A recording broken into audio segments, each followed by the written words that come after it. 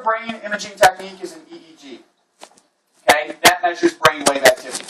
Only time you'll see an EEG question is associated with sleep. Okay, alpha waves, delta waves, beta, and so on. Now, sensation perception. Okay, an absolute threshold is simply the minimum amount of stimulation in order for you to detect something. So if you get a question, and let's get back to now talking about what types of questions I'll give you. If somebody can't hear somebody, or somebody can't see something, it's not exceeded the absolute threshold. Absolute threshold means there has to be a minimum amount of something there for you to detect it or see it or smell it or so on. So when you say these words, I can't hear you, their voice is not loud enough to exceed the absolute threshold.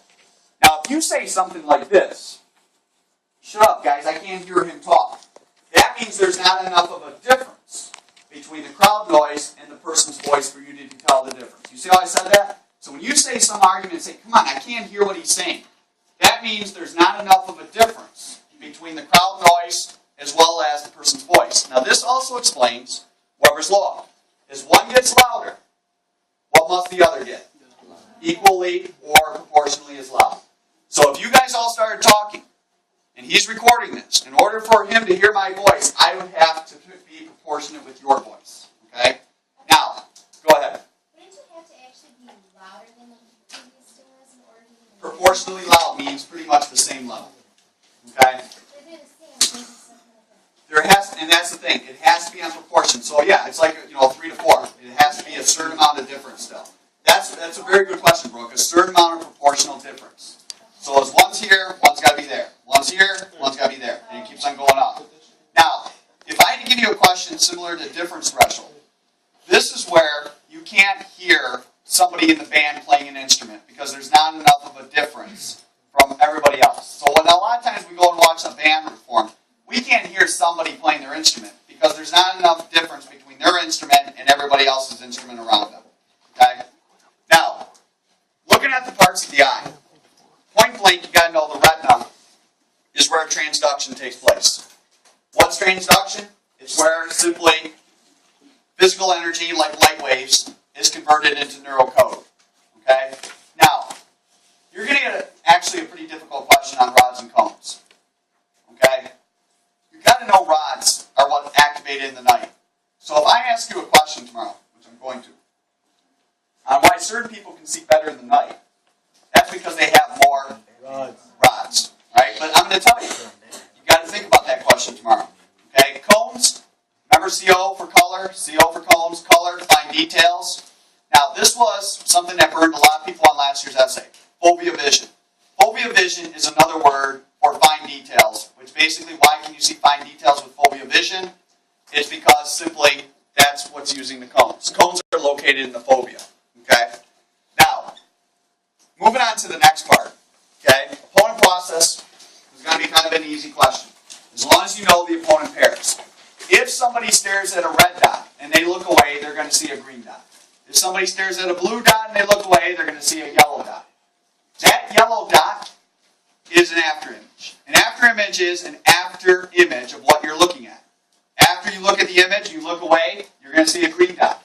Don't let that word mess you up tomorrow. I'm going to say someone's staring at a red dot, what's the after image? The after image is when they look away from the image, what color are they going to see? Green. Okay? Now, in terms of vestibular, I tested you guys pretty heavily on this. This, you have to know, is in charge of balance. This is in charge of body position. Okay? When your vestibular sense is messed up, and this was an essay 3 years ago, they asked, in terms of the whole scenario was a kid learning how to drive. And they said, how would their vestibular sense affect it? If their vestibular sense was off, their head position would be off and they'd be dizzy. You've got to know specifically semicircular canals. That's where, the receptors are. It's a little fluid. When that thing's out of whack, then you're going to be simply, as well, you're going to be as dizzy. Okay? Now, taste, I'm going to ask you a pretty simple question. You just got to know the taste buds. You're going to see one in my little list of answers that stands out. So you got to know, and most of you have said it as a nursery rhyme. Sweet, sour, bitter, and salty. I missed. What's the order? Sweet, salty.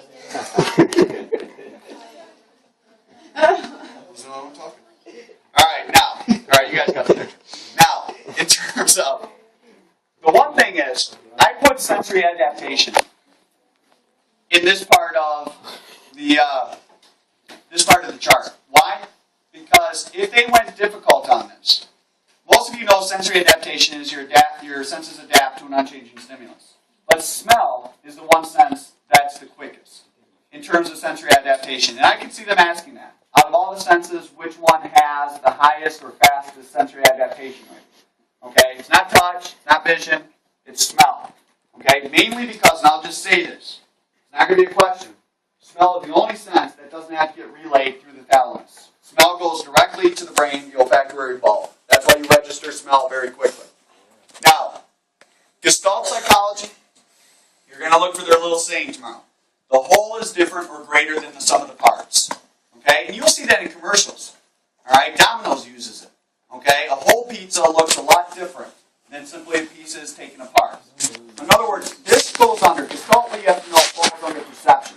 How do we interpret things? We interpret things put together. We interpret things as a whole figure. We don't interpret things as simply put apart.